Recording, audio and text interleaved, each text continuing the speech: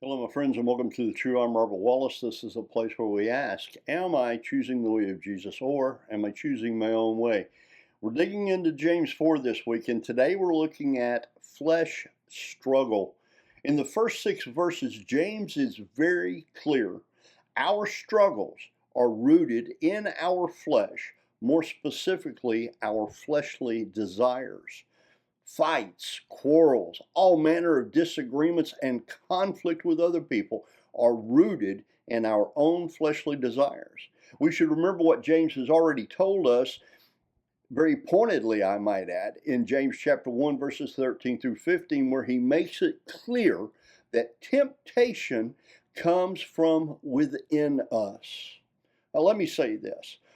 When we get angry or frustrated with someone, it boils down to unrealized expectations.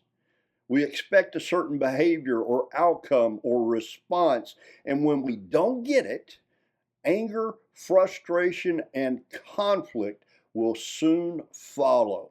Now, James tells us we desire the wrong things. We covet what others have, and we have wrong motives.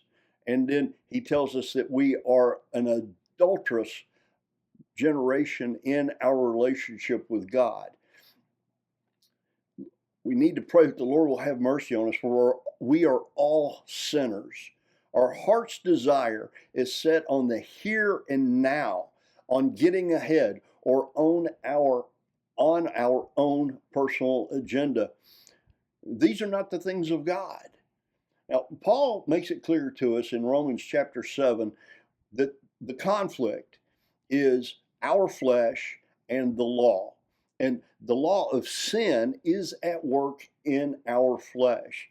Then he recognizes that in chapter 8 of Romans, the answer, the remedy, is found in Jesus Christ and learning to live by the Spirit. Now, listen to what Paul says in Romans chapter 8, verses 5 through 8.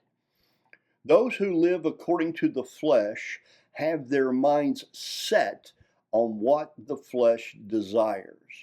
But those who live in accordance with the Spirit have their minds set on what the Spirit desires.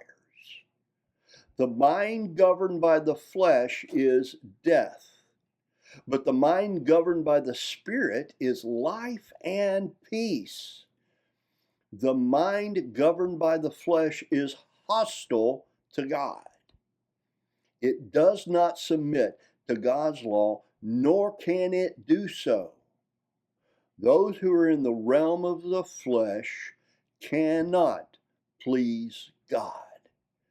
So the bottom line is that our flesh struggle is with us, and the natural desire of the flesh is to satisfy the flesh. Well, here are the questions for today. Remembering that tomorrow we're going to start talking about the remedy. But here are the questions. Do I realize that my flesh struggle begins in my heart? Do I realize that my struggles with others are bound up in my desires of my flesh? Do I want freedom from the flesh struggle in my life?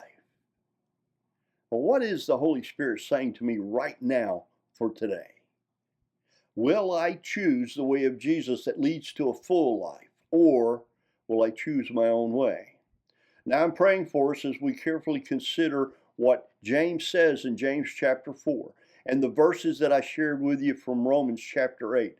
Let's read those again, and let's invite the Holy Spirit to give us eyes to see and ears to hear God's truth from His Word.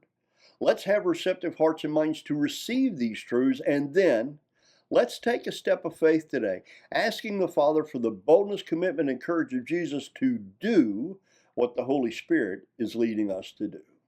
I pray you'll have a wonderful day, my friends. Go in the peace of God. Blessings to you. Bye for now.